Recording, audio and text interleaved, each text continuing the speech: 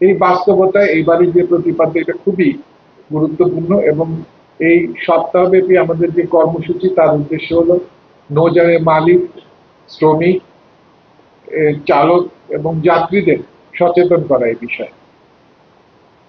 একটা জিনিস আপনারা জানেন, যখন নৌযান নিবন্ধন করা হয় তখন কিন্তু এই জীবন রক্ষাকারী সামগ্রী, অগ্নি নির্বাপনী সামগ্রী সবগুলো পরীক্ষা করা হয়, তখন সবগুলো 100% কারেক্ট। কিন্তু যখন আস্তে আস্তে সময় যেতে থাকে এর মধ্যে কিছু কিছু অচল হয়ে যায়, কিছু কিছু নিখোঁজ হয়ে যায় এবং কিছু কিছু এক জাহাজ থেকে আরেক জাহাজে নিয়ে ব্যবহার করে। তো যখন বিপদ ঘটে তখন দেখা যায় যে যেগুলো কিছু হয়তো আছে সেগুলো অপর্যাপ্ত। তো এই ব্যাপারে আমাদের সরকারি তো একটা সিদ্ধান্ত হয়েছে যে এগুলো রেগুলার ইন্সপেকশন করা হবে, কিন্তু তার পাশাপাশি নৌযানের মালিক যারা আছেন বিশেষ করে তাদেরকেও আমি আশা করবো যে তারা দায়িত্বশীল হবেন এবং এই সামগ্রীগুলো যাতে সবসময় অ্যাডিকুয়েটলি প্রত্যেকটা নৌযানে থাকে সেটা ব্যবস্থা করা করবে।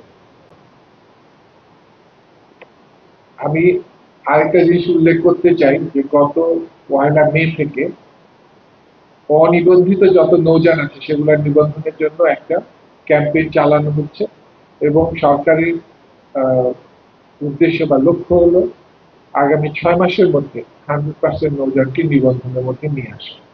এর পাশাপাশি 4 মে থেকে বাংলাদেশ পরিসংখ্যান ব্যুরোর অধীনে নৌযানের একটা পরিসংখ্যান চলছে, সেটার টিমও আমাদের এখানে আসবে।